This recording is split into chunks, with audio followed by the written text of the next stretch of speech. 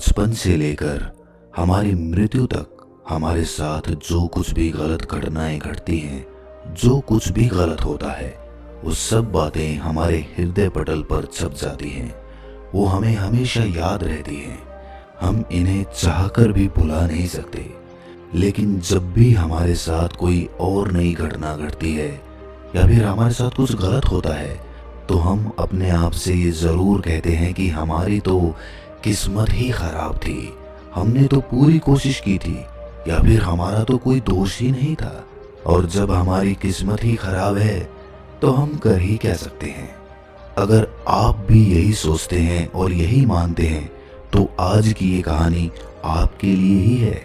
बहुत समय पहले की बात है। किसी नगरी में एक व्यक्ति रहा करता था। वो अपनी किस्मत को लेकर बहुत रोया करता था। उसे लगता था कि उसकी किस्मत बहुत खराब है और भगवान ने ना जाने क्यों उसकी किस्मत ऐसी लिखी है। एक दिन वो व्यक्ति एक सड़क से होकर गुजर रहा था। तभी उसने देखा कि एक बौद्ध भिक्षु ध्यान में लीन बैठे हुए हैं। वो उन बौद्ध भिक्षु के पास पहुंच गया और उनसे कहने लगा कि हे गुरुवर, क्या आप मेरी मदद कर सकते हैं। इस पर बौद्ध भिक्षु कहते हैं कि बताओ, तुम्हें क्या समस्या है और तुम यहाँ पर क्यों आए हो। वो व्यक्ति बौद्ध भिक्षु से कहता है कि हे गुरुवर, मैं बहुत दुखी हूँ, बहुत परेशान हूँ। मैं जो कुछ भी करता हूँ सब कुछ उल्टा ही हो जाता है। जो कुछ भी करने की कोशिश करता हूँ वो सब खराब हो जाता है। मेरे हाथों द्वारा किया हुआ हर काम पूरी तरह से बिगड़ जाता है। फिर चाहे मैं उस काम को कितनी भी अच्छी तरह से क्यों ना कर लूँ, कितना भी मन लगाकर क्यों ना करूं, लेकिन वो काम कभी भी सफल नहीं हो पाता। मेरी किस्मत मेरा साथ ही नहीं देती है और मैं आज इसीलिए आपके पास आया हूँ। मैंने सुना है कि आप सभी समस्याओं का समाधान कर देते हैं, तो आज आप मेरी समस्या का समाधान कर दीजिए। मेरी इस फूटी किस्मत का कोई उपाय बताइए। मेरी किस्मत इतनी खराब क्यों है। क्या आप मेरी इस फूटी किस्मत का इलाज कर सकते हैं, इसे ठीक कर सकते हैं। वो बौद्ध भिक्षु उस आदमी की सारी बातें ध्यान पूर्वक सुन रहे थे और फिर वो बौद्ध भिक्षु उस व्यक्ति से कहते हैं, फूटी किस्मत, कहाँ है तुम्हारी फूटी किस्मत और तुम्हें कैसे पता कि तुम्हारी किस्मत फूटी हुई है। इसका जवाब देते हुए वो आदमी बौद्ध भिक्षु से कहता है, अगर मेरे हाथों से कोई काम बन ही नहीं रहा है, मैं जिस काम को भी हाथ लगाता हूँ वो सारा काम बिगड़ जाता है। फिर मैं चाहे कितनी भी मेहनत क्यों ना कर लूं, मैं चाहे कुछ भी कर लूं, मैं किसी भी कार्य में सफल नहीं हो पाता। तो इसका क्या अर्थ हुआ। क्या मेरी किस्मत फूटी हुई नहीं है। जब मैं पैदा हुआ तो मेरे माता पिता गुजर गए। पास के ही एक अनाथ आश्रम ने मुझे गोद ले लिया था। मेरा पालन पोषण वहीं पर हुआ और जब मैं बड़ा हो गया तो मुझे एक लड़की से प्रेम हो गया, लेकिन उस लड़की ने भी मुझे धोखा दे दिया। उस लड़की ने किसी और से विवाह कर लिया। ये सब देखकर मैं पूरी तरह से टूट चुका था। मेरा आत्मविश्वास पूरी तरह से बिखर चुका था। जैसे तैसे मेरे मित्रों ने मुझे संभाला। उन्होंने मुझे समझाया कि मुझे आगे बढ़ना चाहिए, मुझे इन सब चीज़ों को भूल जाना चाहिए। मैंने आगे बढ़ने की कोशिश की। मैंने अपने एक मित्र के साथ मिलकर एक छोटा सा व्यापार शुरू किया, लेकिन यहाँ पर भी मेरी किस्मत ने मेरा साथ नहीं दिया। मैंने जिसके साथ वो व्यापार शुरू किया था, मेरे उस मित्र ने सारा व्यापार मुझसे हड़प लिया और मुझे उस व्यापार से बेदखल कर दिया। मैं एक बार फिर से पूरी तरह से टूट चुका था। मेरे मन में अब केवल एक ही ख्याल था, मेरे इस तरह जीने का क्या अर्थ है। क्या मेरी किस्मत केवल धोखा खाने की है। क्या मुझे जीने का कोई हक नहीं। क्या मुझे खुशियां पाने का कोई हक नहीं। क्या मेरी किस्मत फूटी हुई नहीं है। क्या आप मेरी इस किस्मत को ठीक कर सकते हैं। इस पर वो बौद्ध भिक्षु उस आदमी से कहते हैं कि अच्छा ये बात है, तो बताओ कहाँ है तुम्हारी वो फूटी किस्मत। लाओ मुझे दो, मैं उसे अभी ठीक कर देता हूँ और तुम उसे लेकर फिर चले जाना। इस पर वो व्यक्ति कहता है, हे बंदे, आप ये कैसी बातें कर रहे हैं। भला मैं अपनी किस्मत आपको कैसे दे सकता हूँ। किस्मत कोई ऐसी चीज तो है ही नहीं कि मैंने निकाली और आपको दे दी। वो तो दिखाई तक नहीं देती है। क्या आप ये बात समझ पा रहे हैं कि आप क्या कह रहे हैं। इस पर उस बौद्ध भिक्षु ने कहा, जब तुम्हें किस्मत दिखाई ही नहीं देती और ना तुम इसे लेकर के घूम सकते हो, तो फिर तुम्हें कैसे पता कि तुम्हारी किस्मत फूटी हुई है? फिर तुम्हें कैसे पता कि तुम्हारी किस्मत खराब है? इस पर वो व्यक्ति कहता है, हे गुरुवर, मेरे साथ सब कुछ हो चुका है, मेरा सब कुछ बर्बाद हो चुका है, उसके बाद भी आप ये कह रहे हैं कि मेरी किस्मत खराब नहीं है? मेरे साथ कभी भी कुछ भी अच्छा नहीं होता। मैं जो कार्य करने जाता हूँ सब कुछ गड़बड़ हो जाता है। अगर मेरी किस्मत सही होती तो मेरे सारे कार्य सफल होते। मुझे अपने व्यापार में भी धोखा नहीं मिलता। तो क्या आपको ये नहीं लगता कि मेरी किस्मत खराब है? इस पर वो बौद्ध भिक्षु उस आदमी से कहते हैं, बंते, मुझे तो तुम बिल्कुल ही ठीक नजर आते हो। तुम्हारा हाथ पैर पूरा शरीर पूरी तरह से स्वस्थ नजर आ रहा है। तुम अभी भी ठीक हो, चल फिर रहे हो, जीवन जी रहे हो, सांस ले रहे हो और तुम अभी तक मरे भी नहीं हो। तो फिर तुम्हारी किस्मत कैसे खराब हो सकती है? यदि तुम्हारी किस्मत खराब होती तो तुम बीमार होते, या फिर तुम्हारे शरीर का कोई अंग पूरी तरह से काम नहीं कर रहा होता, या फिर तुम्हारे शरीर का कोई अंग होता ही नहीं, या फिर हो सकता है कि तुम मृत्यु को भी प्राप्त हो जाते। लेकिन जहां तक मैं देख पा रहा हूं ऐसा तो कुछ भी नहीं है। फिर तुम कैसे कह सकते हो कि तुम्हारी किस्मत खराब है? इस बार वो व्यक्ति झल्लाकर बौद्ध भिक्षु से कहता है, हे गुरुवर, लग रहा है आपको मेरी बात समझ में नहीं आ रही है। मैंने आज तक जो भी कार्य करे हैं, उन सभी कार्यों में जो भी पूंजी मैंने लगाई है, उस सब कुछ डूब चुकी है, नष्ट हो चुकी है। और उसके बाद मैंने जो कर्जा लिया था, उस कर्जे का पहाड़ मेरे ऊपर है। सारे कर्जदार मेरे घर खड़े रहते हैं कर्जा लेने के लिए और मुझे धमकियां देते रहते हैं। उन सभी ने मिलकर मेरा घर मुझसे छीन लिया क्योंकि मैं उनका पैसा उन्हें वापस नहीं लौटा सका। और इतना ही नहीं, वो लोग अभी भी मेरे पीछे पड़े हुए हैं कि मैं उनका पैसा लौटा दूं। लेकिन जिस व्यापार में मैंने वो पैसे लगाए थे, वो व्यापार तो किसी और ने हड़प लिया। और जब मैं अपने उस मित्र से पैसे मांगता हूँ तो वो भी मुझे पैसे देने से इनकार कर देता है। अब बताइए, मैं उनका कर्जा कैसे लौटाऊं? मैं भला कहाँ जाऊं?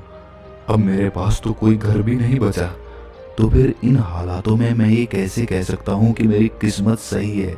इस पर वो बौद्ध भिक्षु उस व्यक्ति से कहते हैं कि अच्छा, ये बात है, इसका मतलब कि समस्या बहुत गंभीर है।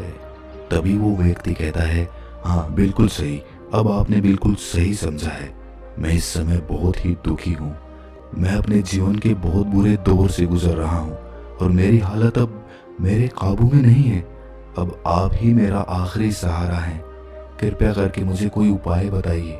पर वो बौद्ध भिक्षु उस व्यक्ति से फिर कहता है कि ये तो अच्छी बात है कि तुम जीवित हो और तुम्हारी किस्मत अच्छी है कि तुम अपने इन हालातों का सामना करने के लिए जी रहे हो और तुम अपने इस जीवन की समस्याओं का हल भी कर सकते हो। इस पर वो व्यक्ति दुखी मन से कहता है कि हे गुरुवर, लगता है अभी भी आप मेरी बात समझ नहीं पाए। इस पर वो बौद्ध भिक्षु उस व्यक्ति से कहता है कि नहीं, मैं तुम्हारी बात को अच्छी तरह से समझ चुका हूँ, लेकिन तुम मेरी बातों को नहीं समझ पा रहे हो। इतना कहकर वो बौद्ध भिक्षु उस व्यक्ति का हाथ पकड़कर एक नदी के किनारे ले जाते हैं और उस आदमी से कहते हैं कि बंते, इस नदी को ध्यान से देखो, तुम्हें क्या दिखाई दे रहा है? वो आदमी कहता है कि नदी जोरों से बह रही है, इसका बहाव बहुत तेज है। तब वो बौद्ध भिक्षु उस आदमी से कहते हैं कि यदि मैं किसी पेड़ का एक पत्ता इस नदी में गिरा दूं तो वो किस दिशा में बहता हुआ जाएगा? वो आदमी कहता है कि हे गुरुवर, जिस दिशा में नदी बह रही है ठीक उसी दिशा में वो पत्ता भी चला जाएगा। तब वो बौद्ध भिक्षु उस आदमी से कहते हैं कि बिल्कुल सही कहा है तुमने। अब बताओ मुझे कि इस पत्ते की किस्मत किसके हाथों में है? इस पर वो आदमी कहता है, हे गुरुवर, उस पत्ते की किस्मत इस नदी के हाथों में है। वो जहां चाहे इसे बहा कर ले जा सकती है क्योंकि इसका बहाव बहुत तेज है। तब वो बौद्ध भिक्षु मुस्कुराते हुए उस आदमी से कहते हैं, और मान लो कि वो पत्ता सिर्फ मेरे हाथों में ही है और मैं चाहे उसे नदी में फेंकूं या ना फेंकूं, तो बताओ उस पत्ते की किस्मत क्या होगी? इसका जवाब देते हुए वो आदमी कहता है कि इस हिसाब से तो पत्ते की किस्मत आपके हाथों में हुई। आप चाहे तो उसे नदी में फेंक सकते हैं या फिर आप चाहें तो उस पत्ते को कहीं और भी फेंक सकते हैं। इस पर वो बौद्ध भिक्षु मुस्कुराकर उस आदमी से कहते हैं, इस पत्ते की किस्मत ना तो नदी के हाथों में है और ना ही मेरे, क्योंकि मैं चाहे कितनी भी कोशिश कर लूं, यदि एक पत्ता किसी वृक्ष से टूट चुका है तो वो आज नहीं तो कल सूख ही जाएगा। जब तक वो पत्ता किसी पेड़ से जुड़ा हुआ है तब तक उसे भोजन मिल रहा है, ऊर्जा मिल रही है, लेकिन जैसे ही वो पत्ता पेड़ से अलग हो जाता है तो उसे ये सब मिलना बंद हो जाता है। तो अब बताओ उसकी किस्मत अच्छी है या बुरी? तब वो आदमी कहता है कि हे गुरुवर, ऐसे तो उसकी किस्मत बुरी ही है, क्योंकि पेड़ पर रहने पर उसे भोजन और ऊर्जा दोनों ही मिल रहे थे, इस कारण से वो फल फूल रहा था। लेकिन पेड़ से अलग होने के बाद उसे वो भोजन और ऊर्जा प्राप्त नहीं होगी। तभी वो बौद्ध भिक्षु एक डाली से एक पत्ते को तोड़कर कहता है, ये पत्ता मेरे हाथ में है और ये अभी तक सूखा भी नहीं है, इसके अंदर अभी भी ऊर्जा है, भोजन है जिससे वो अभी भी कुछ कर सकता है, इसमें अभी भी जीवन बाकी है। तभी अचानक जोर की हवा चली और उन गुरुवर के हाथों से वो पत्ता उड़कर थोड़ी दूरी पर जा गिरा। इस पर वो बौद्ध भिक्षु उस आदमी से कहते हैं, तुमने देखा, यदि ये पत्ता अभी तक उस पेड़ से जुड़ा हुआ होता तो उतनी दूर उड़कर कभी नहीं जा पाता। आज ये पत्ता पेड़ से अलग होकर पूरी तरह से स्वतंत्र हो चुका है और इसने अभी अभी उड़ने का आनंद भी उठाया है, जो ये पेड़ पर रहकर कभी नहीं कर सकता था। इतना कहते हुए वो बौद्ध भिक्षु उस पत्ते के पास पहुंचे और उस पत्ते को उठाकर नदी में फेंक दिया और उस आदमी से कहा, इसकी किस्मत कैसी है? इस पर वो आदमी उन बौद्ध भिक्षु से कहता है, अब इसकी किस्मत बहुत अच्छी है, क्योंकि ये अब नदी में तैर रहा है, लेकिन अभी भी ये नदी के बहाव के साथ ही बहता हुआ जाएगा, इसे कोई रोक नहीं सकता। इसका जवाब देते हुए बौद्ध भिक्षु कहते हैं, ये पत्ता नदी में तैरने का आनंद जरूर ले रहा है, लेकिन साथ ही साथ ये अपने ऊपर ना जाने कितने ही छोटे छोटे जीव जंतुओं को बचाएगा, उनको जीवन दान देगा और ना जाने कितने ही जीव जंतुओं को ये एक किनारे से दूसरे किनारे तक पहुंचाने में उनकी मदद भी करेगा। इसके बाद वो बौद्ध भिक्षु फिर से उस आदमी से पूछते हैं कि अब बताओ पत्ते की किस्मत कैसी है? तो वो आदमी कहता है कि हे गुरुवर, अब तो इसकी किस्मत बहुत अच्छी है, क्योंकि ये किसी के काम आ रहा है और ये किसी का जीवन भी बचा रहा है, इसीलिए इसकी किस्मत तो बहुत अच्छी हो गई। पर मेरी किस्मत वो कैसे अच्छी होगी? ये तो आपने कुछ बताया ही नहीं। तब वो बौद्ध भिक्षु उस आदमी से कहते हैं कि मान लो कि तुम्हें इस नदी को पार करना है और तुम नदी में उतरते हो, तो पहले तुम मुझे ये बताओ कि तुम किस दिशा में अच्छी तरह से तैर सकोगे। इस पर वो आदमी जवाब देते हुए कहता है कि गुरुवर, जिस दिशा में नदी बह रही है उसी दिशा में तैरना आसान होगा और मैं उस दिशा में आसानी से तैरता हुआ चला जाऊंगा। उस आदमी की ये बातें सुनकर बौद्ध भिक्षु कहते हैं, और यदि मान लो कि तुम्हें इस नदी के बहाव के विपरीत दिशा में तैरना हो, तब तुम क्या करोगे? क्या तुम्हारी किस्मत तब भी अच्छी होगी? वो आदमी कहता है कि नहीं गुरुवर, तब तो मुझे और ज्यादा मेहनत करनी पड़ेगी, तब मेरी किस्मत भला अच्छी कैसे हो सकती है? उस आदमी का ये जवाब सुनकर वो बौद्ध भिक्षु उस आदमी से कहते हैं, और यदि मान लो कि तुम्हारे हाथ पैर नहीं है और फिर भी मैं तुम्हें कहूं कि तुम इस नदी की विपरीत दिशा में तैरकर अपने लक्ष्य तक पहुंचो, तब तुम्हारे मन में क्या ख्याल आएंगे और तुम्हारी किस्मत कैसी होगी? इस पर वो आदमी कहता है कि हे गुरुवर, अगर मेरे हाथ पैर ही नहीं होंगे तो मैं विपरीत दिशा में तैरकर अपने लक्ष्य तक कैसे पहुंचूंगा?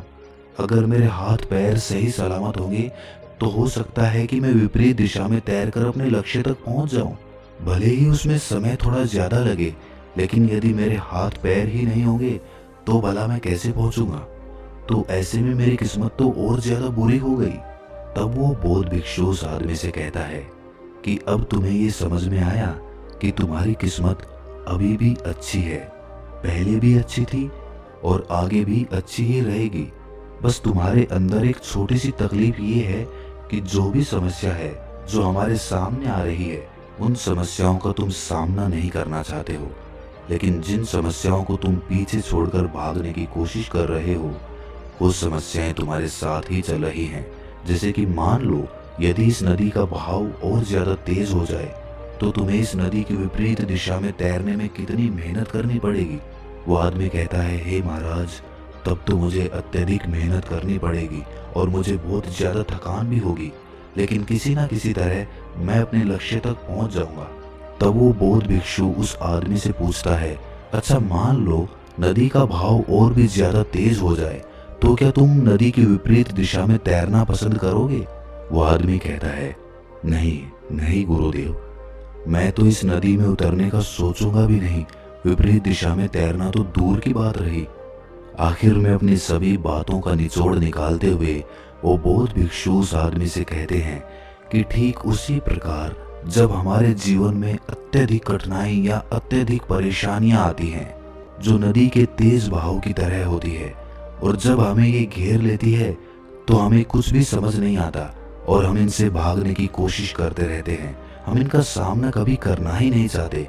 लेकिन तुम्हें ये ध्यान रखना चाहिए कि जब भी तुम्हारे सामने ऐसी परिस्थिति आए कि तुम्हें लगे कि तुम्हारे हाथों में कुछ नहीं है, तब तुम्हें नदी की दिशा में बहकर अपने लिए एक सुरक्षित स्थान खोजना चाहिए, क्योंकि उस समय तुम्हारा ध्यान केवल अपनी रक्षा पर होना चाहिए, क्योंकि जिसकी रक्षा तुम्हें करनी है वो है तुम्हारा जीवन।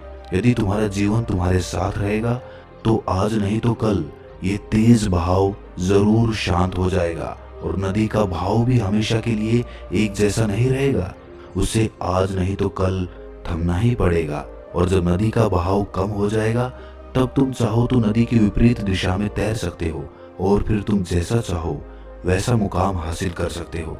तो अब मुझे बताओ, क्या तुम्हें अभी भी ये लगता है कि तुम्हारी किस्मत खराब है, या फिर तुम्हारी किस्मत अभी भी फूटी हुई है? ये कहकर वो बौद्ध भिक्षु जोर जोर से हंसने लगते हैं, और ये सुनकर वो आदमी भी जोर से मुस्कुरा उठा और उनसे कहता है कि हे गुरुवर, आप सही कहते हैं, मेरी किस्मत पहले भी अच्छी थी, आज भी अच्छी है और आगे भी अच्छी ही रहेगी। मैं पूरी तरह से स्वस्थ हूँ, मेरे हाथ पैर सही सलामत है, मेरा जीवन मेरे साथ है, मेरे पास है, और मैं सांसें भी ले रहा हूँ। हाँ, मेरे पास घर नहीं बचा, लेकिन फिर भी अभी मेरे पास कुछ पैसे बचे हैं, खाने के लिए भोजन है, पहनने के लिए अच्छे कपड़े हैं, जिनकी मदद से मैं एक बार फिर से अपने उन मुकामों को हासिल कर सकता हूँ। जो चला गया बुद्धिमान उसका शोक नहीं करते, और आने वाले कल की चिंता कर्मयोगी नहीं करता। अगर मैं बीते हुए कल के शोक में डूब गया तो मैं कभी आगे नहीं बढ़ पाऊंगा। मुझे वो सब कुछ चाहिए जो मैं पाना चाहता हूँ, मैं उसकी तलाश में अब आगे बढ़ना चाहता हूँ। मैं वो सब प्राप्त करना चाहता हूँ, और मैं वो प्राप्त करके ही रहूंगा, क्योंकि अब मैं उस पेड़ से अलग हो चुका हूँ जो मुझे बांधे हुए थी, मुझे रोके हुए थी। लेकिन अब मैं उस पेड़ से अलग हो चुका हूँ, और अब मेरे पास एक ऐसा सुनहरा मौका है जिससे मैं अपने जीवन को संवार सकता हूँ, उसे निखार सकता हूँ। इतना कहकर वो आदमी उस बौद्ध भिक्षु को प्रणाम करता है और अपने मार्ग पर आगे की ओर निकल पड़ता है, और वो बौद्ध भिक्षु भी अपनी राह पर आगे चल पड़ते हैं।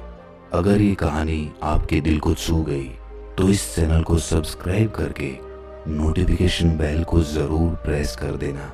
ये कोई ऑर्डर नहीं है, ये एक रिक्वेस्ट है, मान लीजिए। तो दोस्तों, मिलते हैं अगली कहानी में, तब तक के लिए अपना ख्याल रखें।